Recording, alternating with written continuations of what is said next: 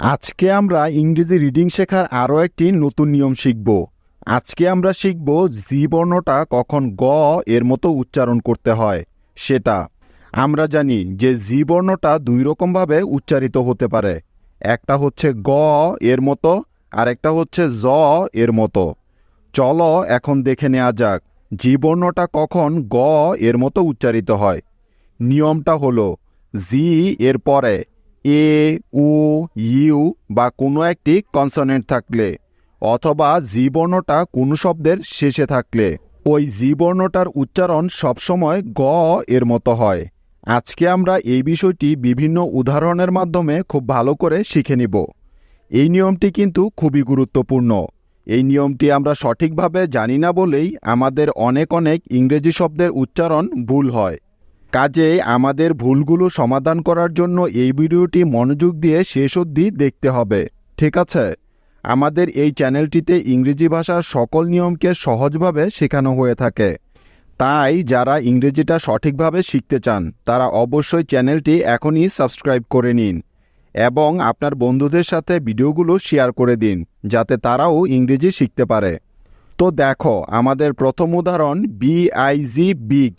এখন প্রশ্ন হলো আমরা বুঝব কি করে যে এই শব্দটাকে বিগ পড়তে হবে। এই শব্দটিকে বীজ এর মতো তো পড়া যায়, তাই না? সেজন্যই এই সূত্রটা বা নিয়মটা জানতে হবে। নিয়মটাতে বলা আছে যদি জি বর্ণটা শব্দের শেষে থাকে তাহলে ওই জি এর উচ্চারণ গ এর মতো হবে, ঠিক আছে? তাই এই শব্দটার উচ্চারণ বীজ এমনটা না হয়ে বিগ হয়েছে, অর্থাৎ জি এর উচ্চারণটা গ এর মতো হয়েছে। বোঝা গেল এখন? যেমন দেখুন এই শব্দটির প্রথমেই বি আছে, তাই বি এর পরিবর্তে নিতে হবে ব, কারণ আমরা জানি যে বি এর ইংরেজি প্রতিবর্ণ হলো ব। এবার বি এর পরে আছে আই, সেজন্য নিতে হবে ইকার, কেননা আমরা জানি যে ইকারের জন্য ইংরেজি বানানে আই বসে থাকে। তাহলে বি আই মিলে হয়ে গেল বি।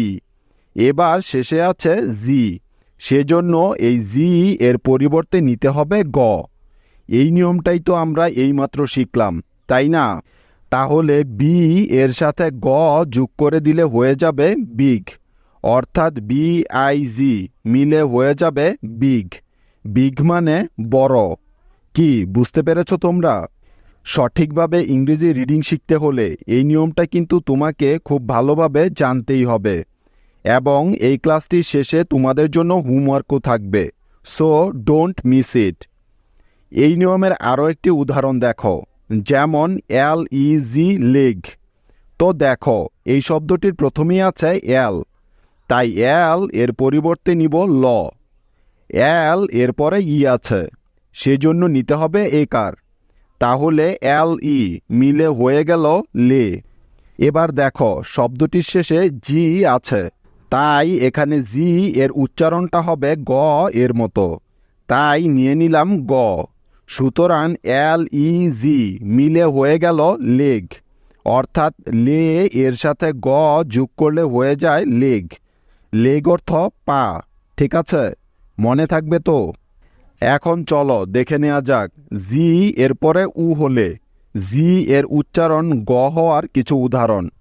যেমন আমাদের প্রথম উদাহরণ জি উ গো। এই শব্দটির দিকে ভালো করে লক্ষ্য করো, শব্দটির প্রথমেই আছে জি। এখন প্রশ্ন হলো আমরা বুঝব কিভাবে যে এই জিটাকে জ এর মতো উচ্চারণ করতে হবে নাকি গ এর মতো উচ্চারণ করতে হবে। এটা বোঝার জন্যই আমাদেরকে দেখতে হবে জি এর পরে কোন বর্ণটা আছে। এখানে দেখতে পাচ্ছি জি এর পরে উ আছে, অর্থাৎ এটা জি এর গ উচ্চারণ হওয়ার নিয়মের মধ্যে পড়েছে, তাই তো?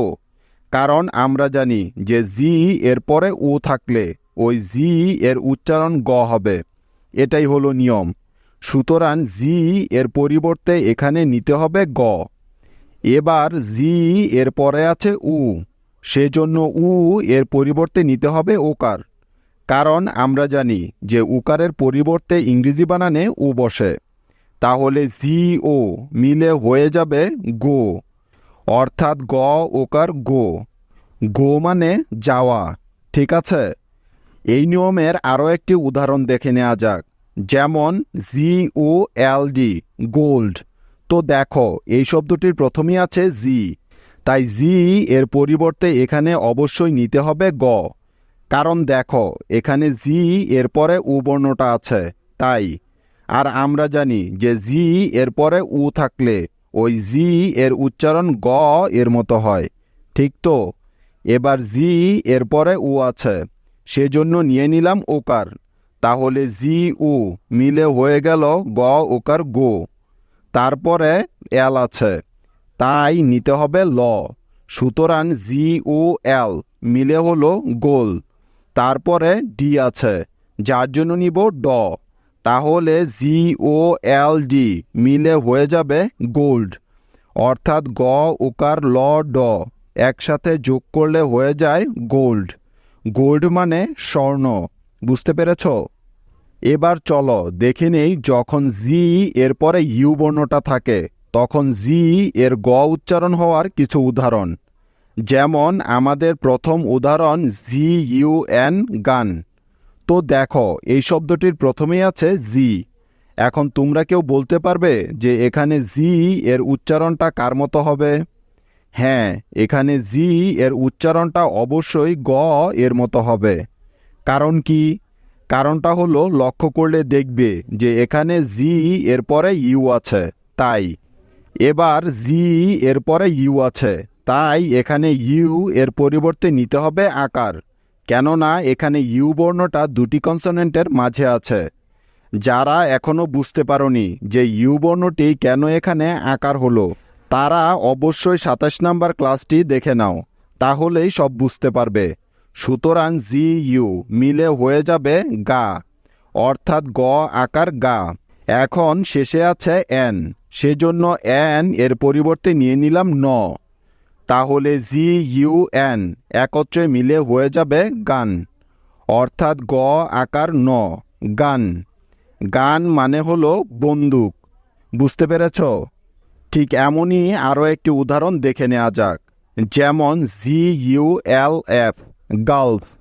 তো দেখো, এই শব্দটির প্রথমেই আছে জি, তাই জি এর পরিবর্তে এখানে অবশ্যই নিতে হবে গ।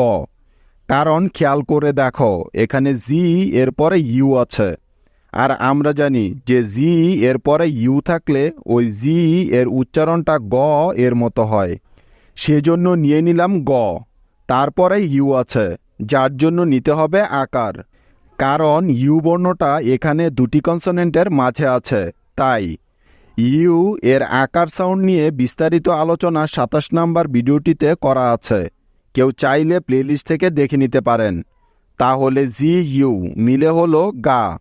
তারপরে এল আছে, যার জন্য নিব ল। সুতরাং GUL মিলে হয়ে যাবে গাল। এবং শেষে আছে এফ, তাই এফ এর পরিবর্তে নিয়ে নিব ফ। কারণ আমরা জানি যে ফ এর ইংরেজি প্রতিবর্ণ হলো এফ। তাহলে GULF মিলে হয়ে গেল গালফ। বোঝা গেল? অর্থাৎ গ আকার ল ফ একত্রে মিলে হয়ে গেল গালফ। গালফ মানে উপসাগর বা গভীর খাত। মনে থাকবে তো? এবার দেখো, জি এর পরে এ বর্ণটা থাকলে জি এর উচ্চারণটা গ এর মতো হয়। তার কিছু উদাহরণ, যেমন GARDEN, গার্ডেন। তো দেখো, এই শব্দটার প্রথমেই জি আছে, তাই এখানে জি এর পরিবর্তে অবশ্যই নিতে হবে গ। কারণ আমাদের সূত্র বা নিয়ম অনুযায়ী জি এর পরে এ থাকলে ওই জি এর উচ্চারণটা সবসময় গ এর মতো হয়, তাই তো? লক্ষ্য করে দেখো, এখানে জি এর পরে এ আছে, তাই জি এর জন্য নিয়ে নিলাম গ। জি এর পরে এ আছে, সেজন্য এ এর পরিবর্তে নিয়ে নিব আকার। কারণ আমরা জানি যে আকারের জন্য ইংরেজি বানানে এ বসে। তাহলে GA মিলে হয়ে যাবে গা। তারপরে আর আছে, যার জন্য নিব র। সুতরাং GAR মিলে হয়ে গেল গার। তারপরে ডি আছে, সেজন্য নিলাম ড। ডি এরপরে ই আছে, তাই নিয়ে নিলাম একার। কেননা ইংরেজি বানানে একারের জন্য ই বসে। তাহলে ডিই মিলে হবে ডে, গার্ডে, এবং শেষে আছে এন, সেজন্য এন এর পরিবর্তে নিতে হবে ন। সুতরাং ডিইএন মিলে হয়ে যাবে ডেন, গার্ডেন। গার্ডেন অর্থ হলো বাগান বা বাগিচা। কি মনে থাকবে তো? এই শব্দটিতে দুটি সিলেবল আছে, যেমন GAR গার এবং DEN ডেন, গার্ডেন। নেক্সট উদাহরণ GARMENT গার্মেন্ট। তো দেখো, এই শব্দটির প্রথমে আছে জি, তাই জি এর পরিবর্তে এখানে নিতে হবে গ। যেহেতু জি এর পরে এখানে এ আছে, তাই সেজন্য নিয়ে নিলাম গ। তারপরে এ আছে, যার জন্য নিব আকার, তাহলে জি এ মিলে হলো গা। তারপরে আর আছে, সেজন্য নিলাম র। সুতরাং GAR মিলে হলো গার। তারপরে এম আছে, যার জন্য নিব ম। এম এরপরে ই আছে, তাই নিলাম একার। সুতরাং ME মিলে হলো মে, গার মে। তারপরে আছে এন, সেজন্য নিব ন। তাহলে MEN মিলে হবে ম্যান, গার ম্যান। এবং শেষে আছে টি, তাই টি এর পরিবর্তে নিতে হবে ট। তাহলে MENT মিলে হয়ে যাবে ম্যান্ট, গারমেন্ট। এই শব্দটিও দুটি সিলেবল দিয়ে গঠিত হয়েছে, যেমন GAR গার এবং MENT ম্যান্ট, গারমেন্ট। গারমেন্ট মানে হলো পোশাক বা বস্ত্র, ঠিক আছে? এবার দেখো, জি এর পরে কোনো কনসোনেন্ট থাকলেও ওই জি এর উচ্চারণটা গ এর মতো হবে, যেমন GLOBAL গ্লোবাল। এখন দেখো, এই শব্দটির উচ্চারণ গ্লোবাল কেন হলো? লক্ষ্য করো, এই শব্দটির প্রথমেই আছে জি, তাই জি এর পরিবর্তে অবশ্যই নিতে হবে এখানে গ। কারণ কি? কারণটা হলো, লক্ষ্য করে দেখো, এখানে জি এর পরে একটি কনসোনেন্ট এল আছে, তাই। কেননা আমরা জানি যে জি এর পরে যে কোনো একটি কনসোনেন্ট থাকলেই ওই জি এর উচ্চারণটা গ হয়ে যায়, তাই তো। সেজন্য জি এর পরিবর্তে এখানে নিতে হবে গ। জি এর পরে এল আছে, সেজন্য নিলাম ল। সুতরাং GL মিলে হয়ে যাবে গয়ল গ্ল। তারপরে উ আছে, যার জন্য নিব ওকার। সুতরাং GLO মিলে হয়ে যাবে গ্লো। তারপরে বি আছে, যার জন্য নিলাম ব। বি এরপরে এ আছে, তাই নিতে হবে আকার। তাহলে BA মিলে হলো বা, গ্লো বা। এবং শেষে আছে এল, তাই এল এর পরিবর্তে নিয়ে নিব ল। সুতরাং BAL মিলে হবে বাল, গ্লোবাল। এই শব্দটি থেকে আমরা দুটি সিলেবল পাই, যেমন GLO গ্লো এবং BAL বাল, গ্লোবাল। গ্লোবাল অর্থ হলো সর্বব্যাপী বা বিশ্বব্যাপী, মনে থাকবে তো? তাহলে আজকে আমরা শিখলাম 5টি ক্ষেত্রে জি এর গ উচ্চারণ হয়ে থাকে। যেমন প্রথমটা হলো জি এর পরে এ থাকলে ওই জি এর উচ্চারণ গ হবে।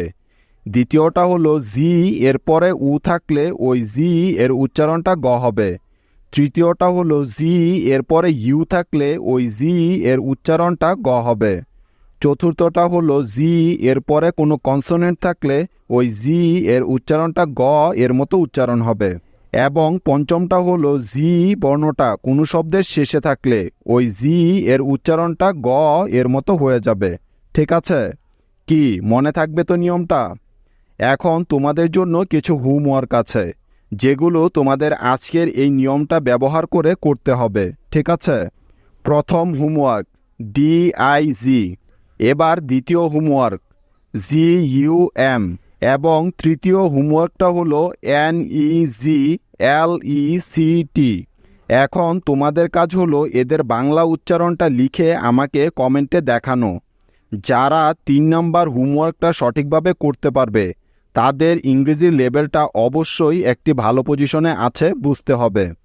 আজ এখানে শেষ করছি, দেখা হবে কালকে। সে পর্যন্ত টেক কেয়ার বা